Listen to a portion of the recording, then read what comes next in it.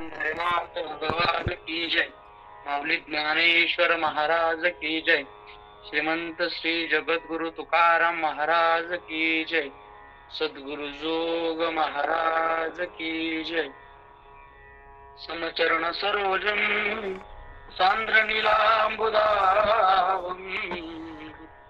जगननिहित पाणी मंडनम मंडनानाम तरुण तुलसीमाला कंदरम कंजनेत्रम सदयधवलहासं विठ्ठलं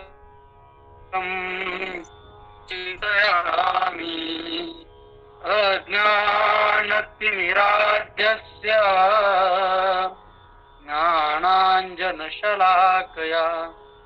चक्षुरुन्मीलितं येन तस्मै श्रीगुरवे नमः.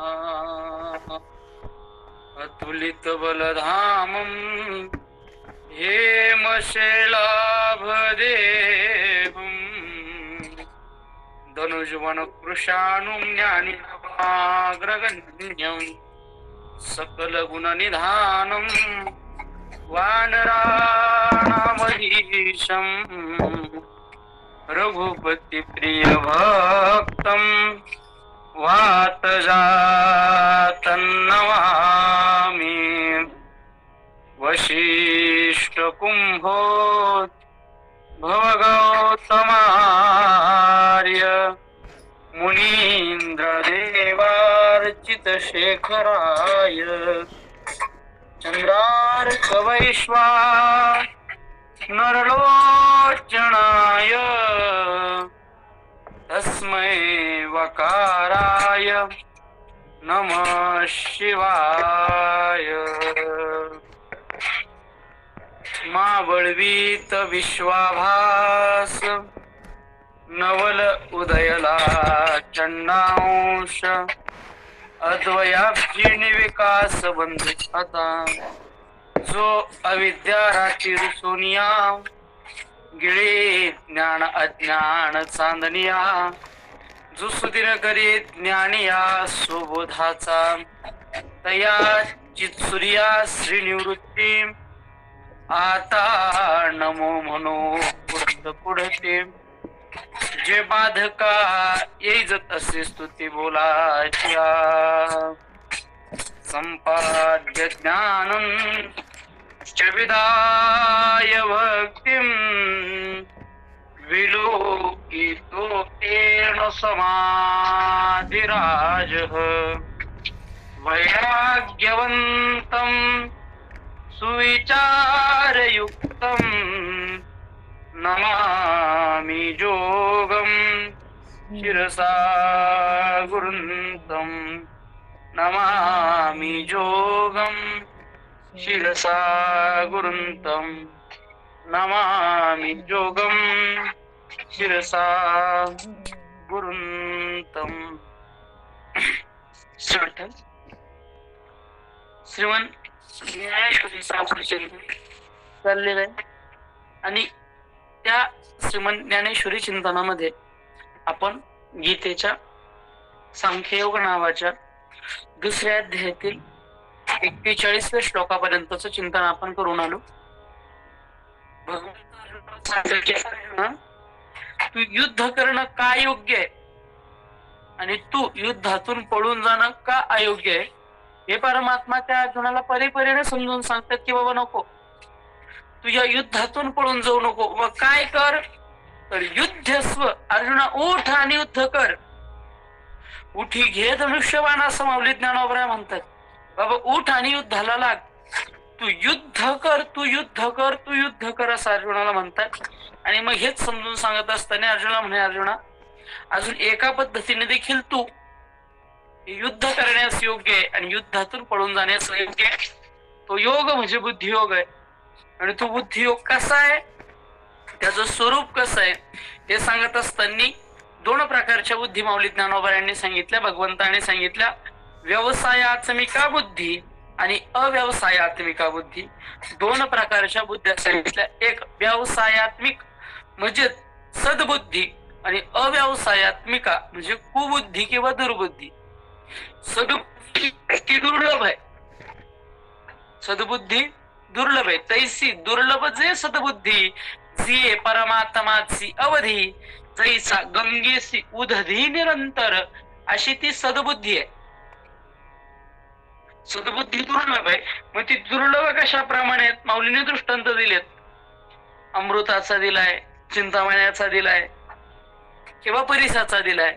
हे अशा असणाऱ्या दृष्टांतातल्या असणारे पदार्थ जसे दुर्मिळ आहे, तशी ही सद्बुद्धी दुर्मिळ आहे. आणि ही सद्बुद्धी सोडून काही जण कर्मफळाच्या अपेक्षेनं, स्वसुखाच्या अपेक्षेनं त्यात गुंतून बसतात आणि त्यांना गुंतवणारे कशा पद्धतीनं बोलतात. माऊली ज्ञानोबा म्हणतात की ते वर्णन आपल्याला श्रवण करायचं आहे. भगवंत म्हणतात, यामी माम पुष्पितां वाचम प्रवदन्त्य विपश्यतः वेदवाद रतापार्थ नान्यदस्तीति वादिनः. भगवंत म्हणतात की ते वेदाच्या आधारानं ते बोलतात.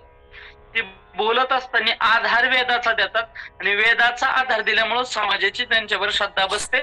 समाज त्यांचं ऐकतो का? नको बाबा, हे वेदाचं सांगते म्हणून ते वेदाच्या आधारानं बोलतात. पण ते समाजाचं मन भरकटणावर बोलतात आणि समाजाचं मन भरकटावं अशी त्यांची वाक्यरचना असते. माऊली म्हणतात त्यांची वाणी कशी आहे? या मीमां पुष्पितां वाचम, अशी आकर्षक असणारी. जसं फुल माणसाला आकर्षित करून घेतं, बगीचा माणसाला मन मोहून टाकतो, तशी त्याची वाणी, त्याचे वचन, त्याचं वाक्य, त्याचं बोलणं काय करतं तर समोरच्यावर मोहिनी घालतं आणि म्हणतं की हे याच्याशिवाय स्वर्ग सुख कुठेही नाही, हेच सर्व सुख आहे. आणि ते कसं काय? माऊली ज्ञानोबा म्हणतात, वेदाधारे बोलती केवळ कर्म प्रतिष्ठिती, परिकर्म फळी आसक्ती धरोनिया. माऊली म्हणतात वेदाधारे बोलती योग्य आहे. माऊलींनी त्याचं जे वर्णन केलंय ते 3 टप्प्यात केलंय. वेदाधारे बोलती, केवळ कर्म अनुष्ठिती आणि शेवटचा टप्पा केला परिकर्म फळी आसक्ती धरोनिया. 3 टप्पे पाडले. माऊली म्हणतात पहिली गोष्ट ते करतात वेदाच्या आधाराने बोलतात. नंबर 2 वेदातलं फक्त कर्मच मांडतात आणि नंबर 3 कर्मफळाची आसक्ती करतात. आता माऊली ज्ञानोबा म्हणतात वेदाधारे बोलती, वेद आधारे बोलती म्हणजे वेदाच्या आधारानं बोलतात. ते जे कोण आहे जे बोलणार आहेत ते बोलत असताना वेदाच्या आधारानं बोलतात, वेदाच्या बाजूला जाऊन बोलत नाही. त्यांच्या बोलण्याची विशेष सांगताय माऊली, त्यांचं वागणं सांगताय. ते वेदाधारे बोलती, ते बोलत असताना वेदाचा आधार घेऊन बोलतात, वेदाला प्रामाण्य म्हणून बोलतात. ही गोष्ट चांगली आहे. वेदाचं अनुसरण करणं, वेदाला प्रामाण्य देऊन बोलणं, वेदाचं देवासमोर मांडणं, ही गोष्ट साहजिक आहे. ती गोष्ट चांगली आहे, काय हरकत नाही. वेदाधारानं बोलणं काय चुकीचं नाही. माऊली म्हणतात वेदाधारे बोलती, बोलत आहेत, चांगलंय. केवळ कर्म प्रतिष्ठिती, पण वेदातलंही सर्व सांगत नाही. वेदातही अनेक पद्धतीचे जे कांड पाडलेले आहेत, मग ते ज्ञानकांड असेल, उपासना कांड असेल, ध्यानकांड असेल, कर्मकांड असेल, त्यापैकी बाकी गोष्टींचा ज्ञानकांडाधिकांचा विचार न करता कर्मकांडाचा विचार करून विशेषत्वांनी कर्म प्रतिष्ठिती, जगासमोर कर्म नावाचा मार्ग प्रशस्त करतात, कर्म नावाचा मार्ग दाखवतात. ज्ञान भक्ती उपासना ध्यान धारणा हे मार्ग योग मार्ग बाजूला ठेवून केवळ कर्म प्रतिष्ठिती चांगले, तेही चांगले. माऊली म्हणतात त्यांच्या 2 गोष्टी सुरुवातीच्या काय? एक वेदाधारे बोलती, वेदाच्या आधाराने बोलतात, चांगले. केवळ कर्म प्रतिष्ठिती, चांगले. चला, वेदाच्याच आधाराने बोलताय, वेदातच सांगितलेलं कर्म सांगताय, त्यालाही काय हरकत नाही. पण माऊली म्हणतात परी, परी आणि पण शब्द असा आहे, आपण आतापर्यंत जे बोललो त्या सगळ्या बोलण्यावर पाणी फिरवणारा हा परी शब्द असतो. समजा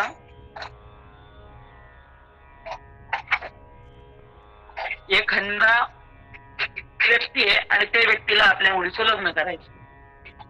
आता मुलीचं लग्न करायचंय तर मुलीकरता स्थळ व्यवस्थित असावं म्हणून अनेक पद्धतीच्या मुलांचा शोध तो घेतोय.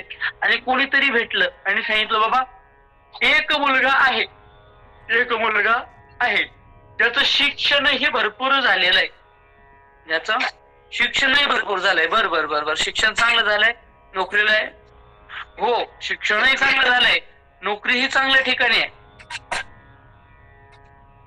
वर्षाला 10-12 लाखाचं पॅकेज आहे, म्हणजे महिन्याला 1-1.5 लाख रुपये त्याला पगार आहे, चांगलं आहे.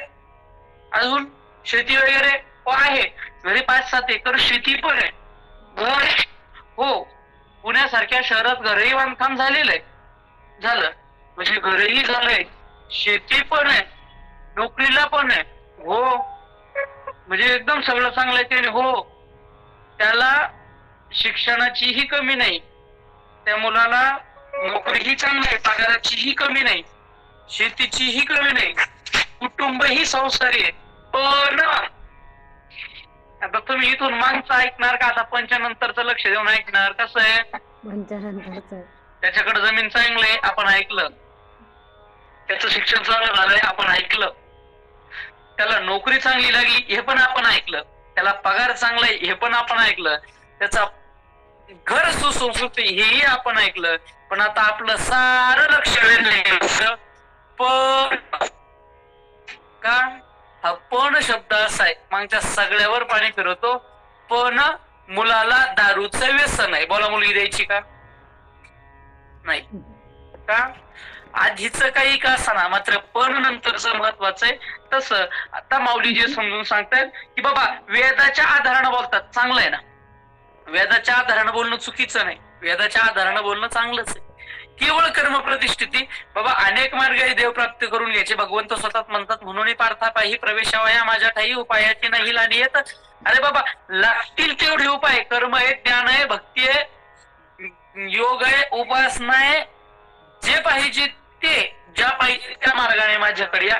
मग कोणत्या तरी एका मार्गाने जायचे तर कर्म नावाच्या मार्गाने जाण्याला अडचण नाही, म्हणून केवळ कर्म प्रतिष्ठिती चांगलंय, कर्माची प्रतिष्ठापना करणंही चांगलंय. पण माऊली म्हणतात हे सगळं करतात परी कर्मफळी आसक्ती धरून या, मात्र कर्मफळाच्या ठिकाणी तो आसक्ती धरतो, म्हणून ते चुकीचं. आता आपल्या संप्रदायाच्या दृष्टीने सांगू का? समजा एखादे कीर्तनकार आहेत, त्या कीर्तनकाराचा अभ्यासही भरपूर आहे, अभ्यास चांगला आहे, पण अभ्यास आहे पण मग समाजाच्या उपयोगात येतील का? व्याख्यान चांगलं आहे का? हो. मग वक्तृत्व असं आहे की समोर असणारा समाज 2-2, 3-3 तास खेळवून ठेवला जातो, सर्वजण त्या माणसाकडे आकर्षित होतात बोलण्यावर, म्हणजे व्याख्यानही चांगलं आहे. बरं स्वरज्ञानही चांगलं आहे, वारकरी चाली म्हणतात भजन गोड आहे, म्हणजे अभ्यासानेही परिपूर्ण आहे, वक्तृत्वानेही परिपूर्ण आहे, आणि शेवटचं गायनानेही परिपूर्ण आहे. पण झालं, पण म्हटलं किंवा सगळं बोललेलं याच्यावर पाणी फिरलं. अभ्यास चांगला केलाय, माऊली ज्ञानोबरायांचे दैनेश्वरीचा अध्ययन आहे, जगद्गुरु तुकोबरायांच्या गाथ्याचा अध्ययन आहे, नाथबाबाच्या भागवताचा आणि भागवतातील सर्व ग्रंथांचा अध्ययन आहे, त्यांच्या आधाराने बोलतो, चांगलंय. जसं आता हजारा दृष्टांत इकडे सिद्धांतात या माऊली म्हणतात वेदाधारे बोलती, वेदाच्या आधाराने बोलतात, तसं इकडं हा ग्रंथाच्या आधाराने बोलतो. केवळ कर्म प्रतिष्ठिती, ते कर्माची प्रतिष्ठापना करतात. तसे महाराज एक कीर्तनकार आहे, समाजाला ज्ञान देण्याची त्यांची असणारी शैली सुंदर आहे, समजून सांगण्याची पद्धती भारी आहे, व्याख्यान गोड आहे. बरं व्याख्यानाला 7 स्वराची असेल तर व्याख्यानात अजून भरदारपण येतो, समाजाला अजून आकर्षित करता येतं, म्हणून असणार व्याख्यानही गोड आहे, त्यासोबत स्वरही गोड आहे. पण कीर्तन आणि प्रवचन हे धन कमावण्याकरता करतो, हे सगळं असणार, याच्यावर पाणी फिरलं का शेवटी आला पण. माऊली म्हणतात जसं यानं सगळं केलं, अध्ययन केलं, गायन केलं, व्याख्यान केलं, पण पैशाच्या ठिकाणी आसक्त झाला, सगळं वाया गेलं. तसं वेदाधारे बोलती केवळ कर्म प्रतिष्ठिती, परी कर्म फळी आसक्ती धरून या. जे कर्म तू ते करतो ते चांगलं करतोय, मात्र त्याच्या ठिकाणी तू कर्माच्या फळाची अपेक्षा केली, त्याच्यातून आपल्याला काहीतरी मिळावं ही अपेक्षा आली, आणि त्या अपेक्षापायी काय झालं तर सगळं वाया गेलं. कर्मफळी आसक्ती करून या, ते काय म्हणतात, कोण माऊली ज्यांचं वर्णन करता येते या इमाम पुष्पिताम वाचन प्रबदंते विपश्चिता वेदवादर तत्पार्थनान्यदस्तिवादिनः ते काय म्हणतात, म्हणती संसारी जन्मी जे यज्ञाधिक कर्म कीजे मग स्वर्ग सुख भोगी जे मनोहर. ते काय म्हणतात, म्हणती संसारी जन्मी जे, या संसारात आपण जन्माला आलो. आता संसार संसार म्हणजे काय याची व्याख्या मी परत करत नाही, आपल्या सर्वांच्या पाठ आहे. पुनरपि जननम पुनरपि मरणम पुनरपि जननी जठदेशेनम इह संसारे. शॉर्टकट. शंकराचार्य म्हणतात काय की बाबा जन्मन जन्मन मरण मरण, जन्माला यायचं मरायचं, जन्माला यायचं मरायचं, जन्माला यायचं मरायचं, याला म्हणायचं संसार. किंवा मौली नवनवरे म्हणतात आगा उपजने आणि निमने हे सातचे गजे मानणे तया नाव म्हणे संसार हन. म्हणजे जन्माला यायचं आणि मरायचं, जन्माला यायचं आणि मरायचं, याला म्हणायचं संसार. या संसार चक्रात यावं आणि येऊन काय करावं. माऊली म्हणतात यज्ञाधिक कर्म की जे, यज्ञ आहे ज्यांच्या आधी असे कर्म त्यानं करायचे. यज्ञाधिक कर्म की जे, आणि ते यज्ञाधिक कर्मांचं फळ काय. माऊली म्हणतात स्वर्ग सुख भोगी जे म्हणून. काय उपभोगायचं, स्वर्ग सुख भोगी जे मनोहर. सुंदर असणारा असं स्वर्ग सुख मिळवावं. म्हणजे ज्यांचं मध्ये एकच आहे काय, जन्माला यायचं, मनुष्य जन्म भेटलाय, यज्ञ करायचे आणि यज्ञाच्या पुण्यानं स्वर्गात जायचं आणि स्वर्ग सुखाचा उपभोग घ्यायचा. आता त्या स्वर्गात किती सुख आहे, ते स्वर्ग कसं आहे काय आहे हे आपल्याला ऐकायला भेटतं 9व्या अध्यायात. त्रैविद्या माम सोम पापूत पापा यज्ञे अरिष्ट्वा सर्गतिं प्रार्थयन्ते ते पुण्यमासाद्य सुरेंद्र लोक मश्नंती दिव्यान दिविदेव भोगान. माऊली ज्ञानोबा त्या स्वर्गाचं वर्णन खूप गोड केलंय. जेथ अमरत्व हे सिंहासन ऐरावता सारखे वाहन राजधानी भुवन अमरावती. खूप गोड त्या स्वर्गाचं वर्णन केलंय. आपण 9व्या अध्यायात अजून आपण दुसऱ्यातच 9व्याला जाऊ असतो ना, मी जातो काय काय माहिती. 9 अध्याय पूर्ण करायचे आपल्याला. आपण अजून दुसऱ्यात आहे. दुसऱ्यातल्या आपल्या अजून 250 पण वाव्या झाल्या नाहीत. आपल्याला पोहोचायचंय अजून 10व्या अध्यायापर्यंत. आपल्या 3000 वाव्या होतील. अजून आपल्या 10% पण नाही झाल्या, 300 वाव्या सुद्धा नाही झाल्या, तर आपण पोहोचू.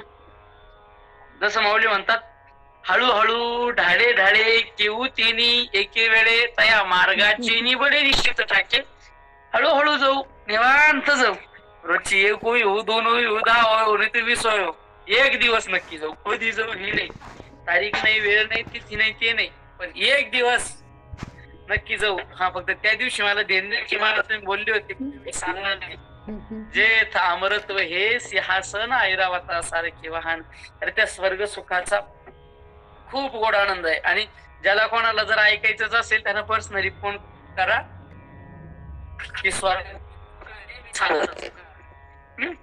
तर स्वर्ग सुख, ते स्वर्ग सुख भोगावर. आणि अर्जुना त्यांचं मत कसं आहे माहिती का, येथ हे वाचून काही आणि सर्वथा सुखची नाही ऐसे अर्जुना बोलती पाही दुर्बुद्धी. ते मौली ज्ञानोबरांनी दुर्बुद्धीची व्याख्या या ठिकाणी केली. मौली ज्ञानोबा म्हणतात येथ हे वाचून काही अधिक सर्वथा सुखची नाही ऐसे बोलती पाही अर्जुना दुर्बुद्धी ते.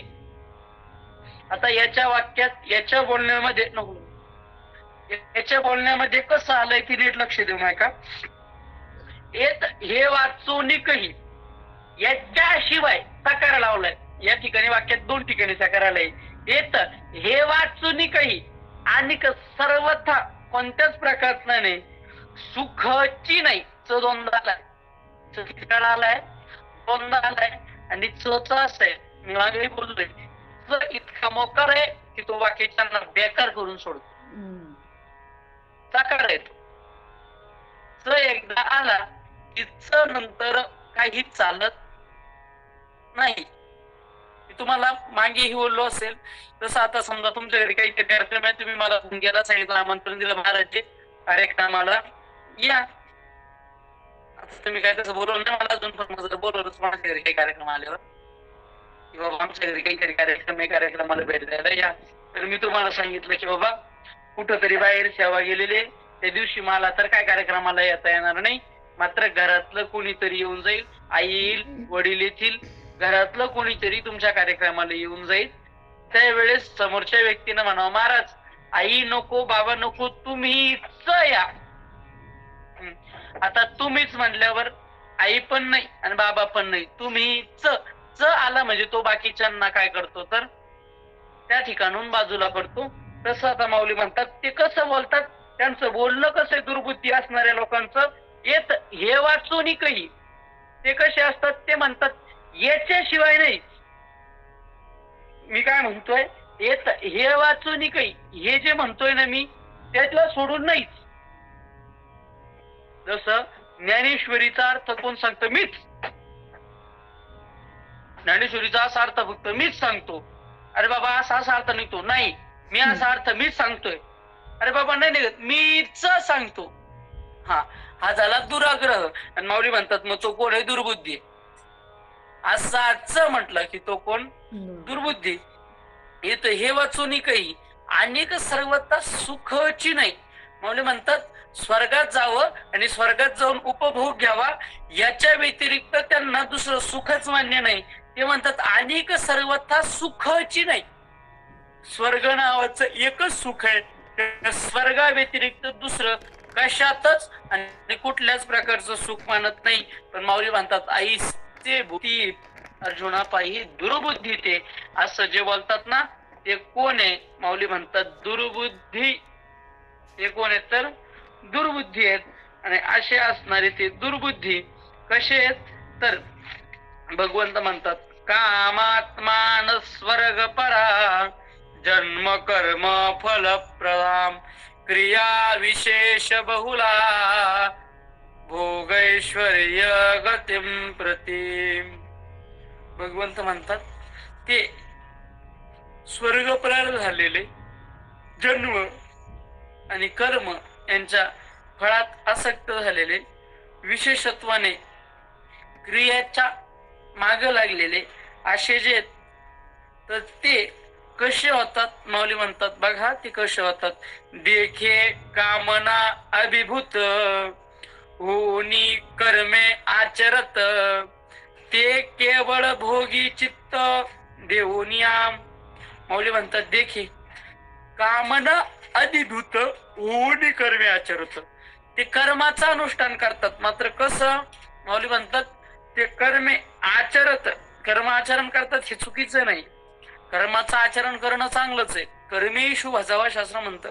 कर्माने तो देव पूजला पाहिजे. कर्मात आपल्या देव आहे, आपलं कर्म आपल्याकडचा भगवंत आहे.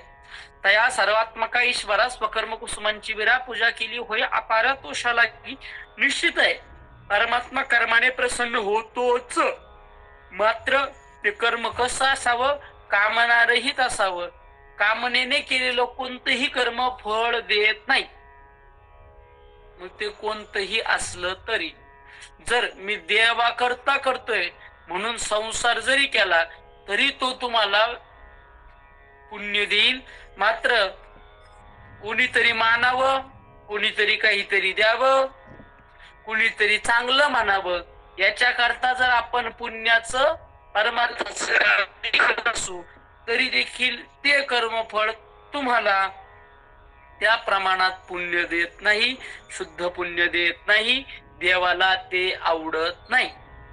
जर समजा मी हातात जपमाळ घेत असेल किंवा जपयंत्र घेत असेल, पण समाजाने माझ्याकडे बघावं की बाबा महाराज किती जप करतात, किंवा समाजाने म्हणावं काय नामधारक महात्मा आहे, हा जर माझा उद्देश असेल तर त्या केलेल्या नामस्मरणाने देव माझ्यावर प्रसन्न होणार नाही.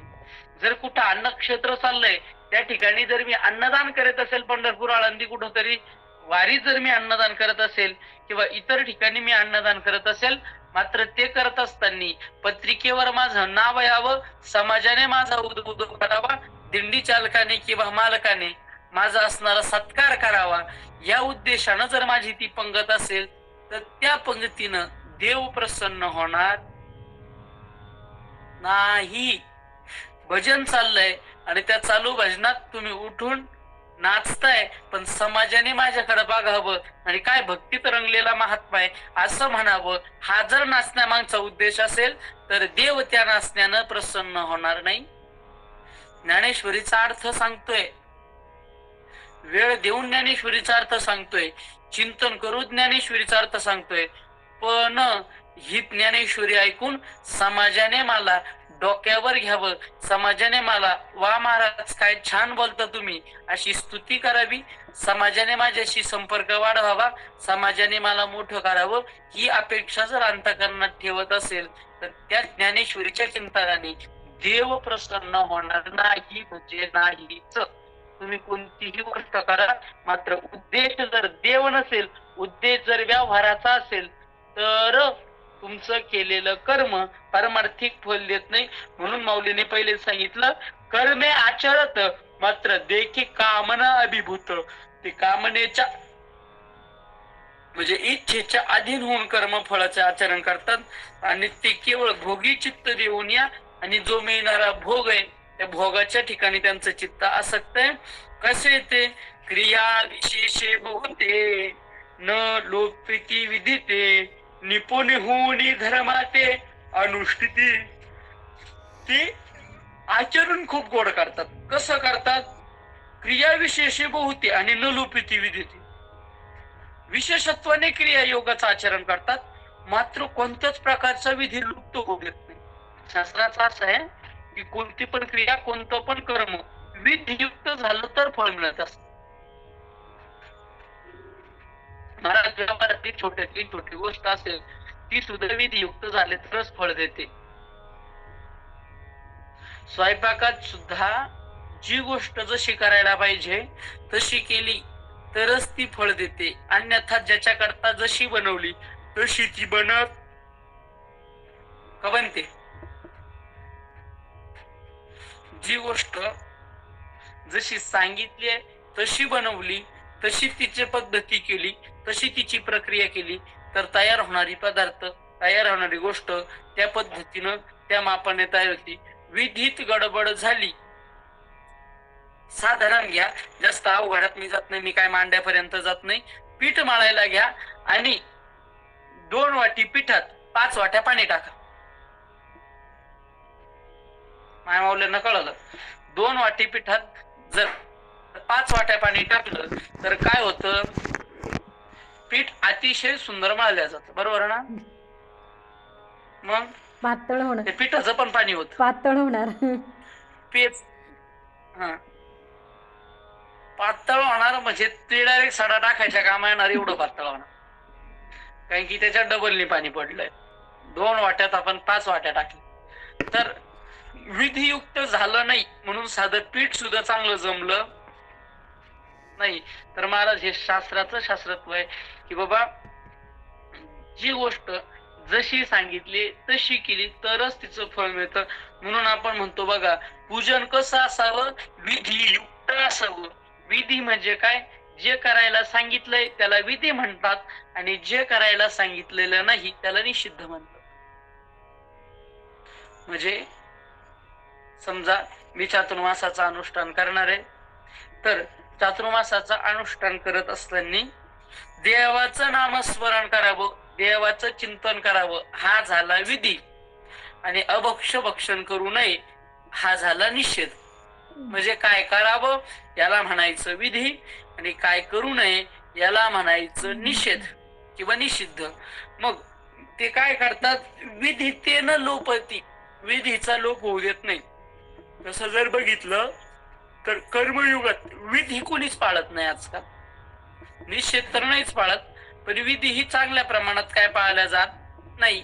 जी गोष्ट ज्या पद्धतीनं शास्त्राला करायला सांगितली ती गोष्ट त्या पद्धतीनं आजकाल केली जात नाही, आणि मग ती त्या पद्धतीने केली नाही की त्याचं फळ मिळत नाही.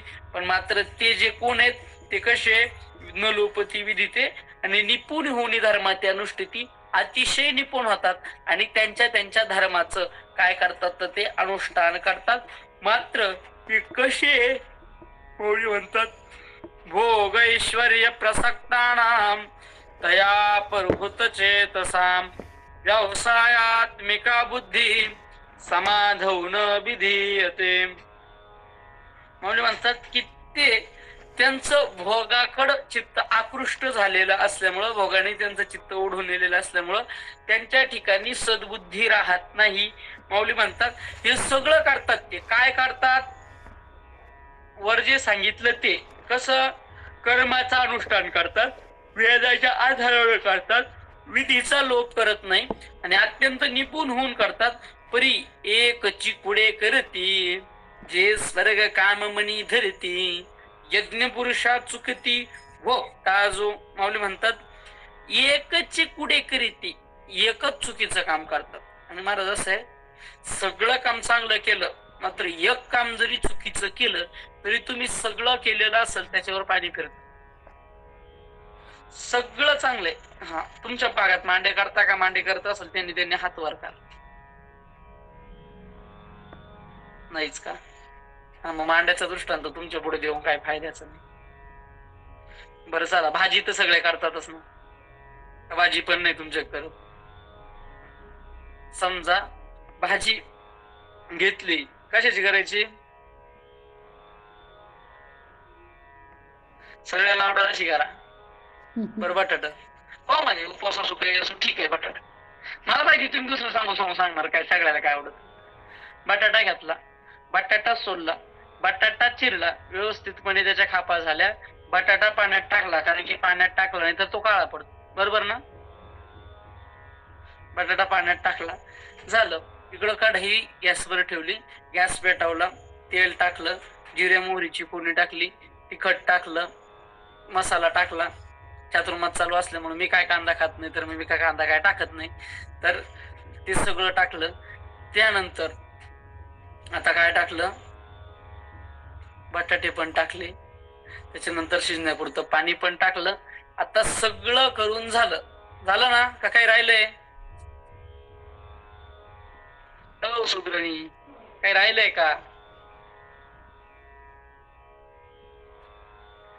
मीठ घालायचं राहिलंय, मीठ. हा, आणि मीठ घालायला गेली आणि चुकून बरणीचं झाकण, त्यातून मीठ असं झटकून जे टाकीतलं जातं तर तिच्याकून बरणीचं झाकण होतं ढिल्लं, बरणी भाजीत पालती झाली. भाजी कशी होईल? एकदम भारी. बरोबर ना? सगळं केलं परी एकची कुडे करीती. हे जसं तसं ते वेदाच्या आधारानं करतात, चांगलं कर्म करतात, विधी निषेध पाळून कर्म करतात, सगळं करतात, परी एकची कुडे करती. काय कुडे करती? स्वर्ग काम मनी धरती, मनात अपेक्षा धरतात. सगळं चांगलंय मात्र मनात अपेक्षा. मी तुम्हाला बोललो हेच कर्म करताय, यज्ञ करताय म्हणून असं नाही. तुमचं जे पण कर्म असेल, आपण वशिष्ठ गुरुकुल जरी चालवत असतो, दिंडी जरी काढत असलो ज्योतिताई, तरी देखील त्या दिंडीचा उद्देश देव मिळवण्याकरता असावा. जर समाज जोडण्याकरता असेल, समाजाने उदो करण्याकरता असेल, तर त्यांना देव नाही प्रसन्न होणार. माझं हे बोलून गेलो तुम्हाला, जर माझे कीर्तन प्रवचन देव प्रसन्न व्हावं म्हणून असतील तर तो परमार्थ आहे. जर दुसरं काही जर माझी त्याच्यातून अपेक्षा असेल तर मात्र ते देवाला स्वीकार्य नाही, ते देवाच्या कामाचं नाही. मग ते कसं आहे? एकची कुडे करती, सगळा स्वयंपाक करून शेवटी मीठ टाकणं जसं आहे तसं आपण सगळा परमार्थ करून शेवटी अपेक्षा करणं. परमार्थात फक्त माझं माईक मध्ये कोणीतरी नाव घ्यावं ही सुद्धा असणारी अपेक्षा तेवढीच घातक आहे. जसं भाजीत शेवटी मीठ पडतं ना, तसंच मला कोणीतरी शाल श्रीफळ द्यावं ही अपेक्षा तितकीच घातक आहे जितकं भाजीत मीठ पडणं. माझं कोणीतरी नाव घ्यावं ही अपेक्षा तितकीच घातक आहे जितकं भाजीत मीठ पडणं. माझा कोणीतरी उदो पडावं, कुठेतरी पॉम्पलेटवर माझा फोटो आणि नाव छापल्या जावं हे तितकंच घातक आहे जितकं शेवटी भाजीत मीठ पडणं. तुम्हाला आधी बोललो आपण, किती हे महत्वाचं नाही, आपली मानसिकता काय हे महत्वाचं आहे. आपली मानसिकता ही ठेवा की आपल्याला जो परमार्थ करायचा आहे तो देवा करता करायचा आहे. बाकी कुणीतरी मी हे काम केलं म्हणून मला पुरस्कार देईल, ते भेटणार असेल प्रारब्धाने भेटो, तुम्ही घेऊ नका असं म्हणत नाही. प्रारब्धात जे आलं ते आनंदानं स्वीकार करा, मग ते सुख असो किंवा दुःख असो आनंदानं स्वीकार करा. तुमच्या चांगल्या कर्माची ती पावती असेल, मी त्याचा विरोध करत नाही, निश्चित स्वीकारा, तुमच्या चांगल्या कर्माचं ते फळ आहे. मात्र ते भेटावं म्हणून तुम्ही प्रयत्न करू नका की मी इकडून तिकडून वशिला लावून मला तो पुरस्कार मिळावा. काय बंद पडलाय त्याच्या वाचून? तुम्ही देवाचे भक्त आहे, तर देवानी भक्त म्हणणं हा तुमचा सगळ्यात मोठा पुरस्कार आहे. समाजाने कोणताही पुरस्कार दिला तरी तो तुमच्याकरता पुरस्कार नाही. देवाने तुम्हाला आपलं मानावं हे तुमच्याकरता सर्वात मोठं धन आहे. समाजाने कितीही धन तुम्हाला दिलं तरी ते धन धन नाही, देवाने तुम्हाला मानणं हे तुमच्याकरता सर्वात मोठं धन असावं. ते सगळं करतात, मात्र माऊली म्हणतात एकच गुढी करते. शेवटीच भाजीत मीठ टाकतात. ते काय टाकतात? स्वर्ग काम म्हणी धरती. त्या स्वर्गाची अपेक्षा मनात ठेवतात. काय करतात? स्वर्गाची अपेक्षा मनात ठेवतात. आणि काय करतात मग? यज्ञ पुरुषा चुकती भोगता जो. कोणाला चुकतात ते? यज्ञ पुरुषा चुकती भोगता जो, जो यज्ञाचा पुरुष आहे. यज्ञ पुरुष आहे म्हणजे यज्ञातून प्रगट होऊन देतो. यज्ञ पुरुष म्हणजे तो की ज्याला आपण आहुती देऊन प्रसन्न करून घेतलं, तो चुकतो. म्हणजे तो बाजूला होतो. कशाने? तर असं काहीतरी मागितल्यामुळं. म्हणजे खरा जो आहे तो बाजूला होतो. हे कसं आहे माहिती का? आता दृष्टांत एकदम परफेक्ट नाही, फक्त समजून सांगण्यासाठी सांगतो. आपण ती लहानपणी गोष्ट ऐकलेली असते. एका व्यक्तीजवळ एक कोंबडी होती. ती सोन्याचं अंड द्यायची. ते सोन्याचे अंडे एक खटी जास्त मिळवण्याकरता त्यानं कोंबडी मारून टाकली. त्याला वाटलं त्याच्या हातून भरपूर अंडे मिळतील. त्याचं जसं नुकसान झालं तसंच आहे. परमात्मा नाम सोन्याचे अंडे देणारी कोंबडी, सोन्याच्या अंडे नाम स्वर्ग, आनंद. जर तुम्ही कोंबडीच आपलीशी केली तर आनंदाला कमी आहे का? तुम्ही काय करता किंवा आपण काय करतो? स्वर्ग नावाचं एक अंड घेतो, खुश होतो. अरे पण स्वर्ग नावाचं अंड ज्यानं निर्माण केलं, ती कोंबडी नाम परमात्मा जर आपलासा केला तर काय अडचण येईल का? मग हे नेमके करते काय? त्या अंडासाठी त्या अंडा मागून घेतात आणि कोंबडी सोडून जातो. म्हणजे यज्ञ पुरुष असणारा परमात्मा त्याच्याकडे मागून घेतात.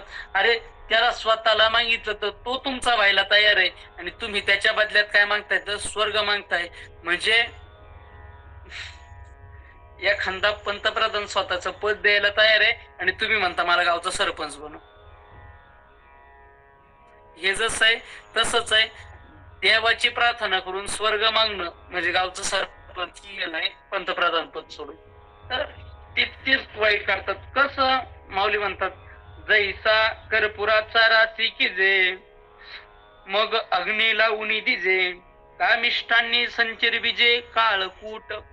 माऊली म्हणतात दोन दृष्टांत माऊलींनी दिले की चांगलं कर्म करणं, यज्ञ याग करणं आणि शेवटी देवाकडं त्याच्यातून स्वर्ग मागणं. आता हा झाला त्या यज्ञ करण्याकरता. आपल्याकरता परमार्थ करणं आणि देवाकडे धनाची आणि मानाची अपेक्षा करणं. हे कसं आहे? माऊली म्हणतात जैसा कर्पुराचा राशी की जे. कर्पूर म्हणजे कापूर. कर्पूर म्हणजे कापूर काळ्या कलरचा असतो, बरोबर?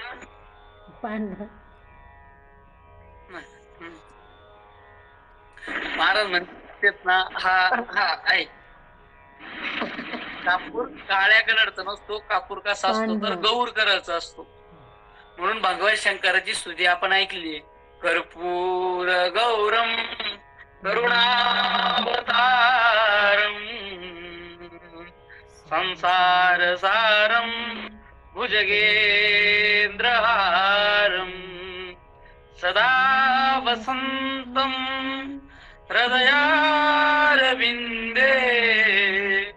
भवम भवानी सहितं नमामि. कर्पूर गौरम, कापुरासारखे गौर कलरचे, गौर वर्णाचे कोणी तर परमात्मा आहे. तो कापूर असणारा कापूर राशी की जी. काय केलं म्हणे? एकाने कलाकार होता आणि त्या कलाकाराने कापुराचा पुतळा बनवला. कापुरावर कापूर ठेवून ठेवून ठेवून ठेवून काय बनवलं? तर सुंदर असा एक काय बनवला? पुतळा. असतात कलाकार, कोण कशाने काय करेल, कोण कशाने काय करेल, काही सांगता येत नाही महाराज. आता या सोशल मीडियाच्या माध्यमातून त्याची कला ज्याला त्याला जगासमोर मांडण्याची संधी मिळते आणि त्याच्यातून लक्षात येतंय की कोण काय काय दाखवतो, कोण काय काय दाखवतो.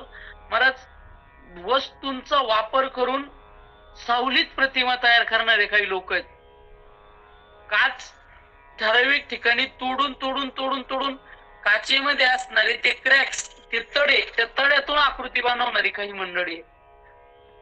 म्हणजे ज्याची त्याची एक विशिष्ट प्रकारची कला असते, तशी ह्याच्या जवळ कला आहे कोणती? कापुरातून मूर्ती बनवणं. कापुरावर कापूर, कापुरावर कापूर, कापुरावर कापूर असले ते गोल गोल गोल गोल गोल गोल गोल कापूर आपण बघतो, गोलच आहे सध्या. फक्त आपण भीमसेन कापूर जर आणायला गेलो तर क्रिस्टल स्वरूपात जाडजूड भेटतो.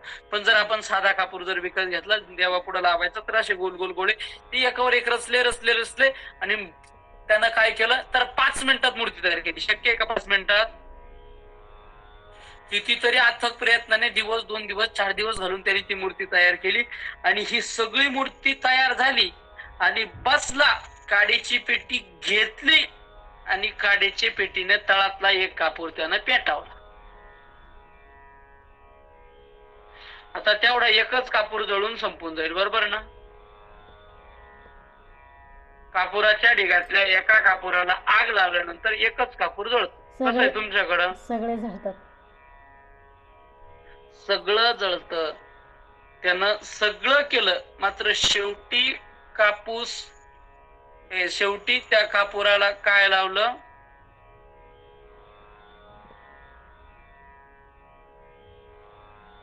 श्री विठ्ठल. शेवटी त्यानं काय केलं तर कापूर त्याला काय लावली तर काडी लावली.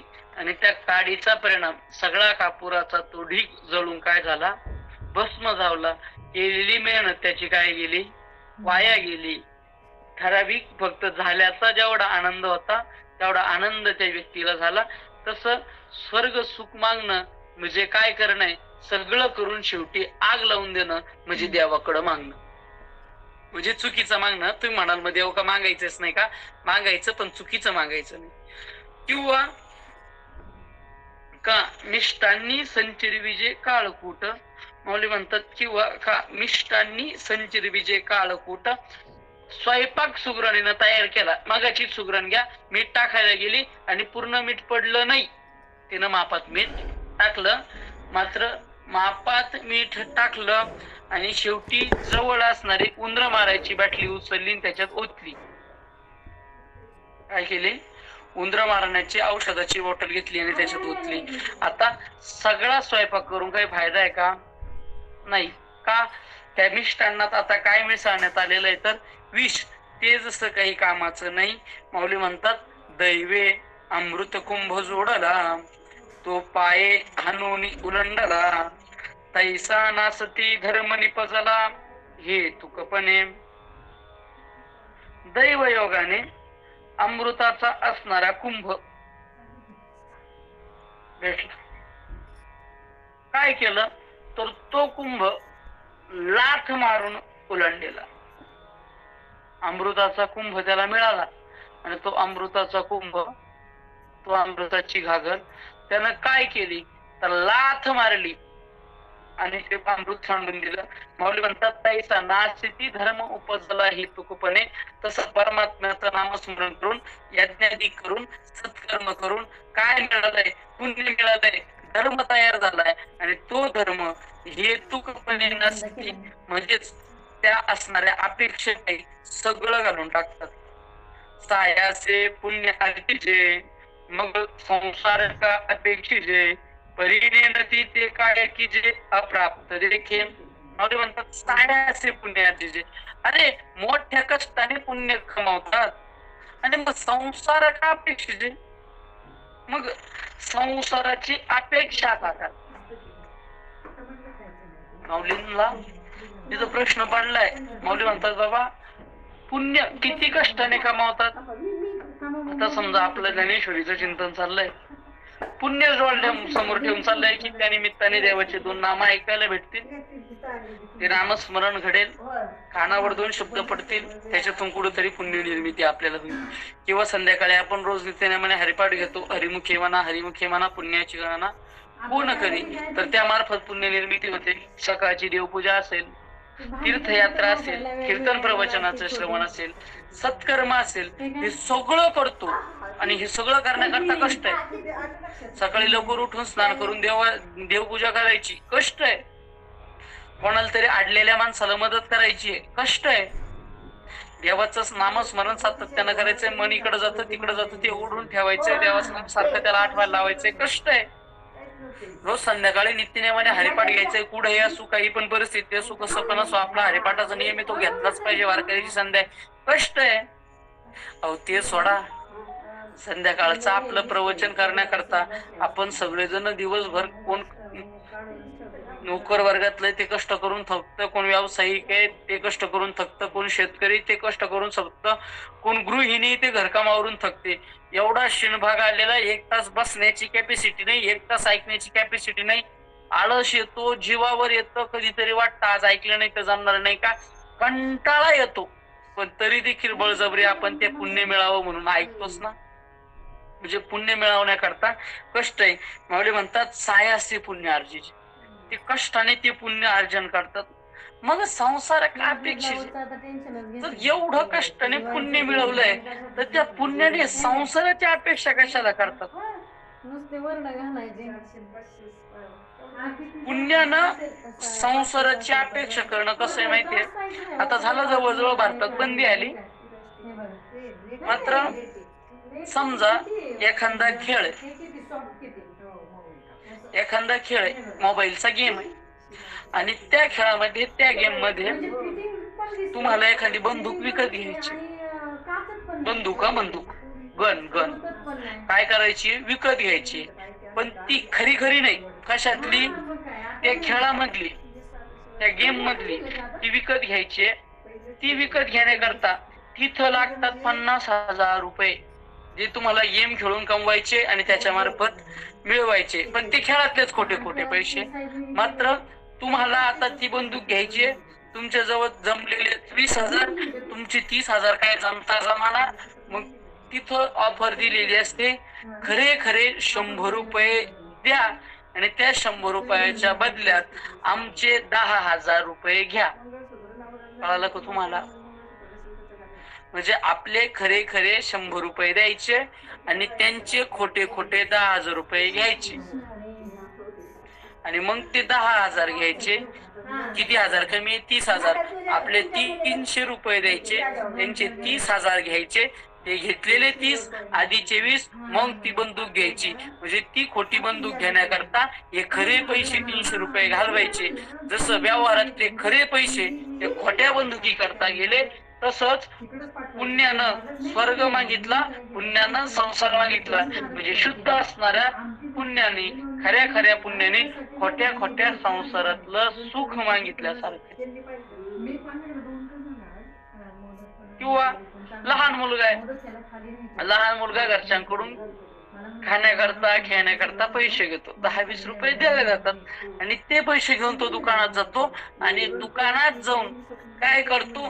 5 रुपयाचं खायला घेतो आणि 5 रुपयाचे खोटे पैसे विकत घेतो. काय विकत घेतो? 5 रुपयाचे खोटे पैसे. 5 रुपयात त्याला 200ची एक नोट, 100ची एक नोट, 500ची एक नोट आणि 2,000ची बंद झाली. आता पण खोट्यात अजून भेटते. 2,000ची एक नोट. एवढे पैसे त्याला भेटले. किती रुपयात? 5 रुपयात एवढे भेटले. पण आता तुम्ही सांगा, 5 रुपयात एवढे काय केवढे भेटले तरी ते कामाचे आहे का?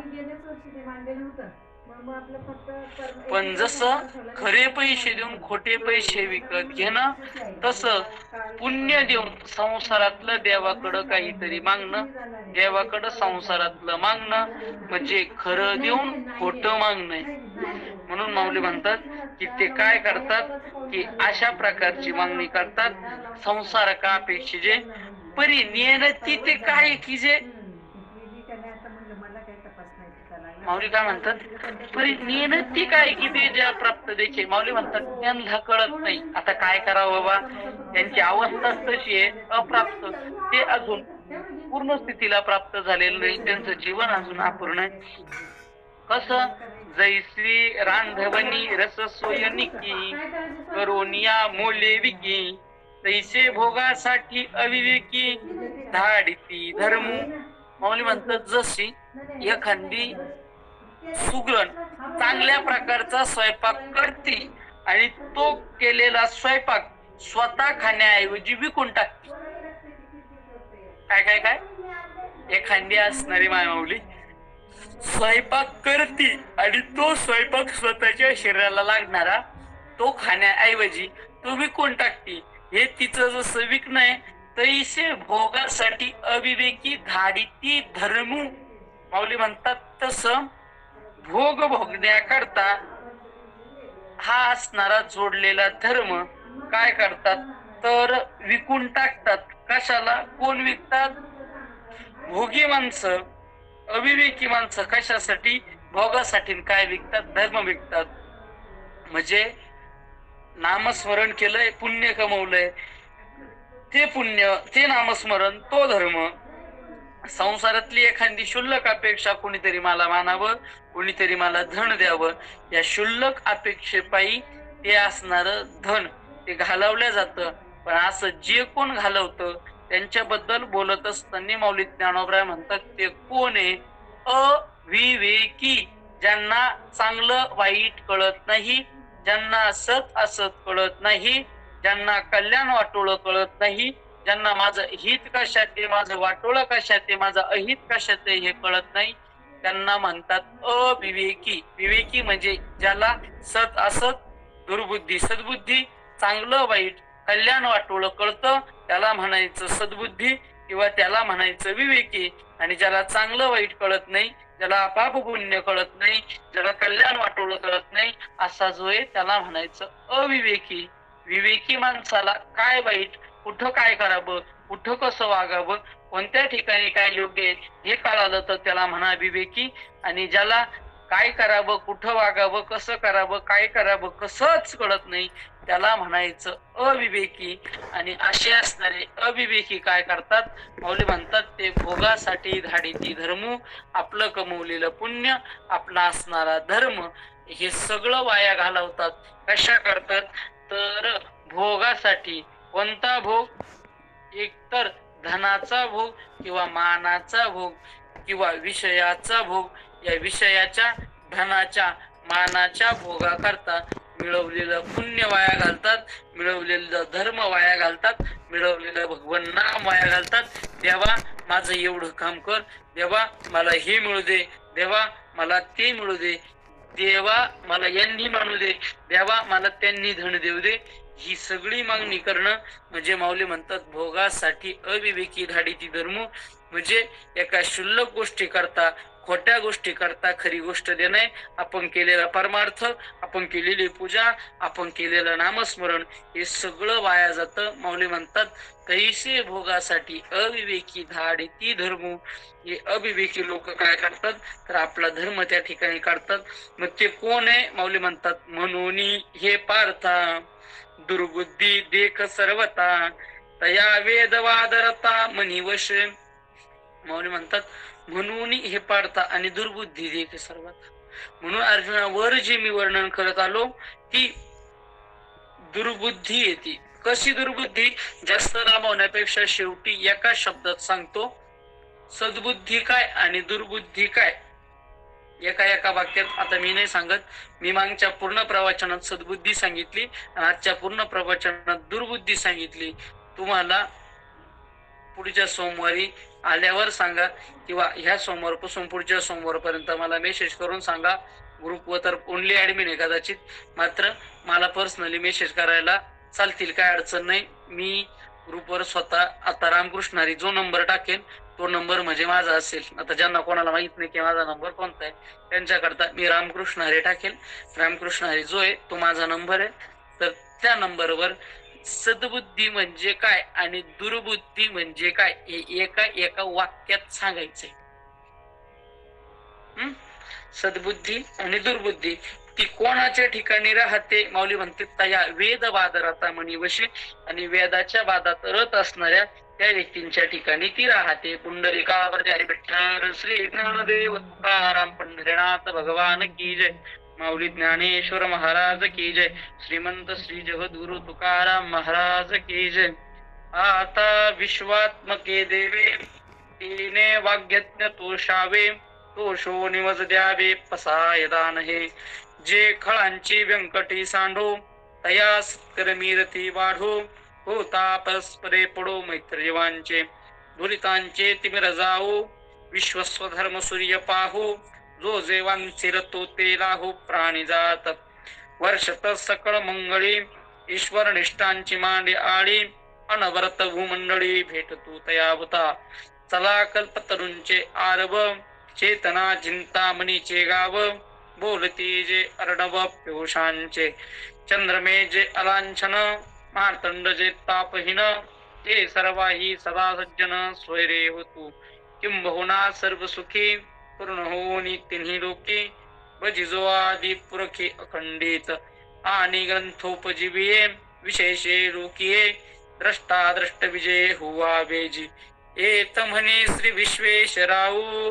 हा होईल दान पसाऊ, येणे वरे ज्ञान देव सुखिया झाला. येणे वरे ज्ञान देव सुखिया झाला.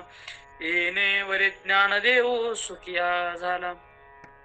तुम्हा सर्वांना विनंती आहे, तरी न्यूनते पुरते अधिकते सरते करून घ्यावे हे तुमते विनवितो असे. माझा अधिकार कमी आहे, माझं वयही कमी आहे, माझं अध्ययनही कमी आहे. सर्व बाजूने जर विचार केला तर मी कमी आहे, मी लहान आहे, मी अज्ञानी आहे. म्हणून मी बोलत असताना चूक होण्याची शक्यता आहे. त्यामुळे जे काही चुकत असेल ते मला समजून सांगा की बाबा तुझं इथं इथं हे चुकतंय. मी ते निश्चितपणे मान्यही करेल आणि कबूलही करेल. जे बरोबर येत आहे ते श्री गुरूंच्या कृपेनं भगवंताच्या आशीर्वादाने येत आहे. म्हणून भगवंता तू ही सेवा करून घेतोय, तुझ्याच सामर्थ्यानं हे होतंय बाबा, ही तुझ्या करताय म्हणून तुलाही विनंती आहे.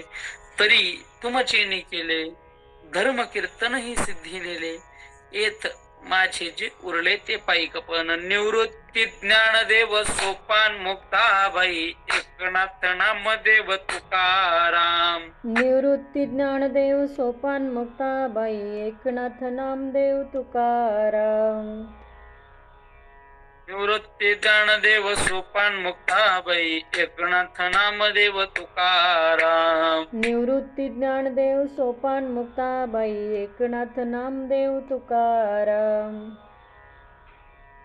एकनाथ नामदेव तुकाराम. एकनाथ नामदेव तुकाराम.